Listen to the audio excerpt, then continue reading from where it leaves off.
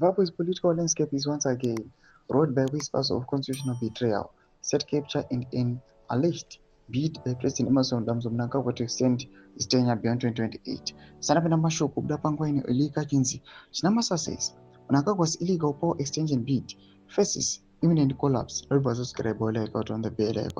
Tipida Mnamubuda Ngomchinzi. The just ended the 22nd ZVAITWA annual People's Conference in Mutare has been cited by critics as a theater for maneuvers designed to entrench a political dynasty under the guise of legality. Sources inside ZANU-PF allege that Resolution Number 1, which purportedly sought to extend Mnangagwa's stay in office, will ultimately never see the light of day, undermined by internal resistance, constitutional safeguards, and public scrutiny. Mnangagwa is ganged up with the political novices, and others through state capture, attempting to cloak his ambitions in legality, revealed Comrade Patrick Chinamasa in a briefing with our reporters on the conference sidelines. They will not succeed. Zimbabweans will not allow a third-term dictatorship through the back door. Chinamasa's blunt assessment exposes a fissure within the ruling party, highlighting tensions between party veterans and the new generation of Mnangagwa loyalists. Mnangagwa's rise to power has always been framed by historical timelines, from the shadow of the liberation struggle to the dramatic events of 2017 that ended Robert Mugabe's 37-year rule. Mnangagwa has been no stranger to internal power plays.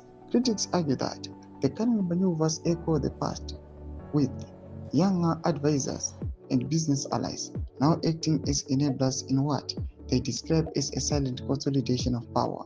Zimbabwe's history teaches us that power without accountability eventually breeds resistance. What we are witnessing is the same pattern: the attempted centralization of authority disguised as party consensus. The recent conference saw Resolution Number 1 emerge as the focal point of debate, while the public presentation suggested routine party policy alignment. Insiders described intense lobbying behind the scenes to secure the resolution's endorsement for Mnangagwa's extended tenure. Leaked documents and interviews suggest that Mnangagwa's inner circle of advisors, including Ziyambi Onmuve, and Ngwara, among others, have allegedly wielded influence across government institutions and financial levers, raising alarm among senior party veterans.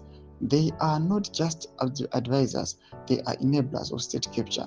Through control over appointment, contracts, and resources, they have created a shadow state inside the state, explained one senior ZANU-PF director based at the party headquarters, requesting anonymity. Observers note that state capture, a term increasingly cited by anti-corruption activists, threatens both the integrity of government and public confidence. The alleged network has been described as a cartel of political and business interests, cloaked in patriotism, seeking to protect personal gains while projecting loyalty to Mnangagwa's political vision. Tomashikara kubuda pangwa ine ari kunokonza avana Chinamasa kubuda pachena vachiti Mnangagwa was illegal power extension panguva ino ichapfuura, ichacollapse. And subscribe or like out on the bell icon.